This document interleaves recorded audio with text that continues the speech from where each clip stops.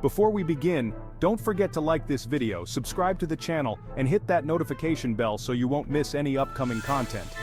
The Roman Republic was in chaos. Julius Caesar, the most powerful man in Rome, lay dead, stabbed to death by his friends and fellow senators. In his will, Caesar had named his grandnephew, Gaius Octavius, as his heir. A shrewd move by the dictator. This set the stage for a power struggle that would decide the fate of Rome. This is the story of Augustus, the first emperor of Rome. Gaius Octavius was born in 63 BC to a wealthy but undistinguished family. His father, also named Gaius Octavius, was a senator. His mother, Aetia, was the niece of Julius Caesar. Octavius grew up in a time of great turmoil in Rome. The Republic was crumbling, civil wars raged between rival generals. Octavius was only 18 years old when Julius Caesar was assassinated. He was studying in Apollonia, Greece. When he received news of his great-uncle's murder, he immediately set sail for Italy. Octavius was determined to claim his inheritance and avenge Caesar's death. He was ambitious, he was ruthless. He would need to be both to survive the coming conflict. Upon arriving in Rome, Octavius found the city in turmoil. Caesar's assassins, led by Marcus Junius Brutus and Gaius Cassius Longinus, had fled east. Mark Antony, Caesar's loyal lieutenant, had seized control of the city. Antony was a seasoned general and a gifted orator. He was also a ruthless and ambitious man. He had no intention of sharing power with the young Octavius. Octavius, however, had something that Antony lacked: the name of Caesar. The Roman people loved and revered Caesar. They were outraged by his murder. Octavius cleverly exploited this sentiment. He began calling himself Gaius Julius Caesar Octavianus, emphasizing his connection to the dead dictator. The Roman world was divided, torn apart by internal strife and the aftermath of Caesar's assassination. In the east, Brutus and Cassius rallied their forces, gathering support from those who opposed Caesar's rule.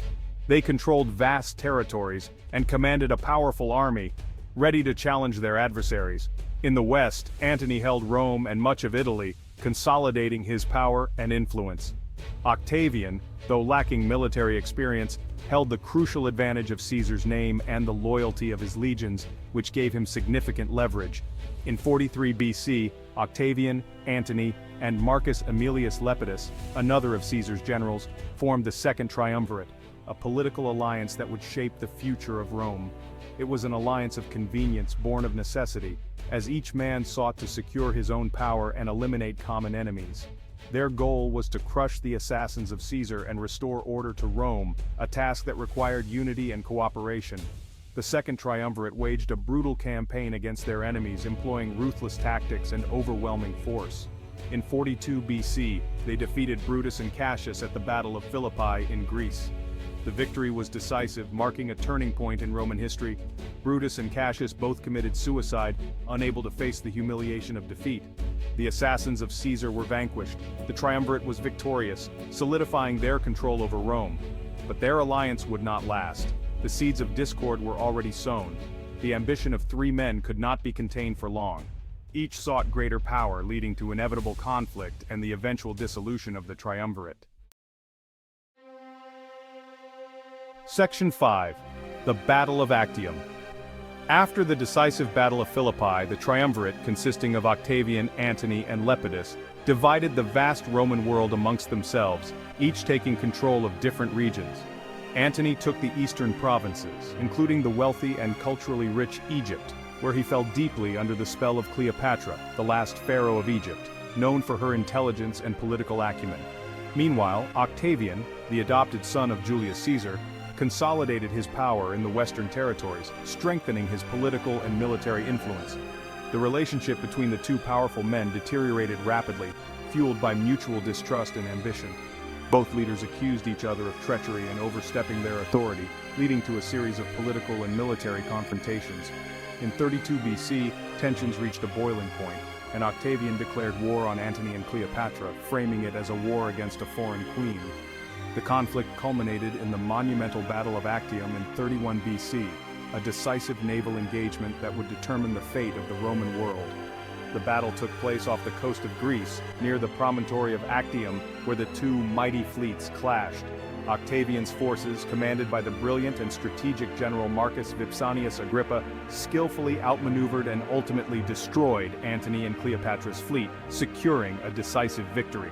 The victory at Actium was complete and overwhelming, marking a turning point in Roman history.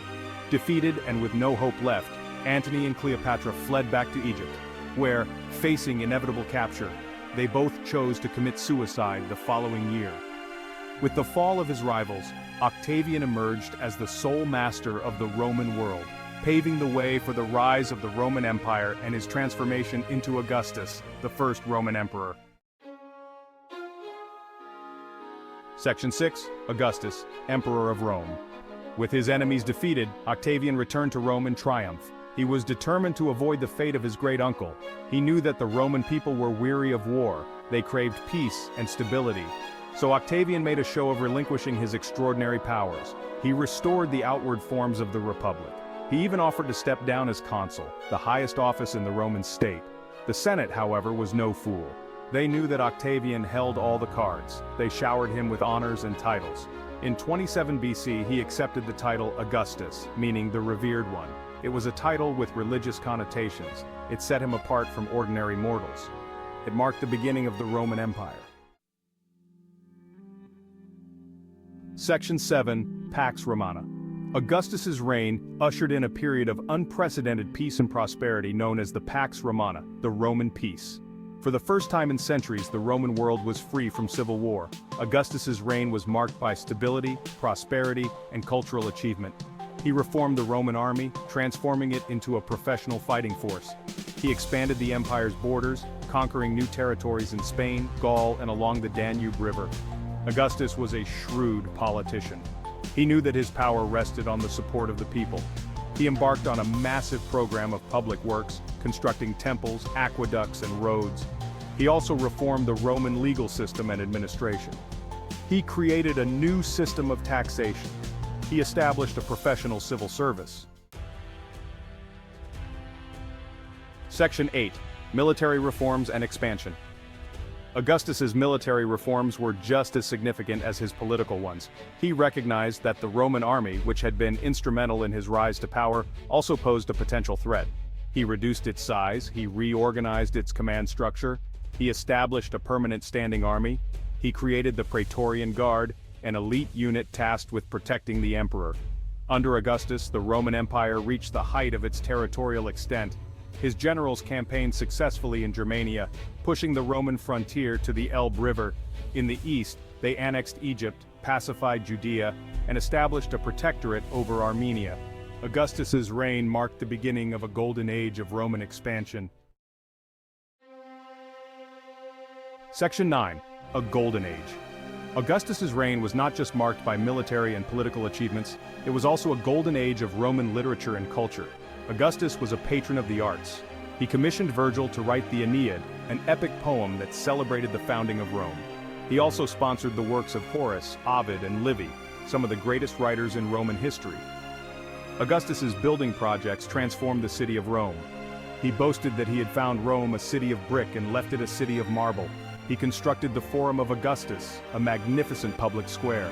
He built the Pantheon, a temple dedicated to all the gods. He also completed the Ara Pacis, an altar dedicated to peace. Section 10. The Legacy of Augustus. Augustus died in AD 14 at the age of 75, leaving behind a legacy that would be remembered for centuries. He had ruled the Roman world for over 4 decades, a period marked by significant transformation and growth.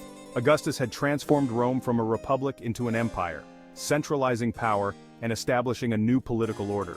Under his rule, Rome experienced unprecedented peace and prosperity, known as the Pax Romana, which lasted for over 2 centuries. His contributions to Roman architecture, culture, and governance left an enduring legacy that would shape the course of Western civilization for millennia. Augustus's successors, known as the Julio-Claudian dynasty, continued his policies of expansion and consolidation, further extending the empire's reach. The Roman Empire flourished under their rule, becoming one of the most powerful and influential civilizations in history. However, Augustus's legacy was a mixed one, with both remarkable achievements and significant drawbacks. He had created a system of government that was highly centralized and authoritarian, concentrating power in the hands of the emperor. In doing so, he had also destroyed the old Roman Republic, ending centuries of republican governance. In the centuries that followed, the emperors of Rome would become increasingly despotic, often indulging in excess and corruption. The Roman Empire would be plagued by corruption, instability, and civil war, leading to its eventual decline and fall. Section 11. What's next for Rome? Augustus's reign marked the beginning of a new era in Roman history. It was an era of peace and prosperity, but it was also an era of autocracy. Augustus's legacy would continue to be debated for centuries to come. Was he a savior who rescued Rome from chaos and civil war, or was he a tyrant who destroyed the Roman Republic? Don't forget to like this video, subscribe to the channel, and hit that notification bell so you won't miss the next chapter in Roman history.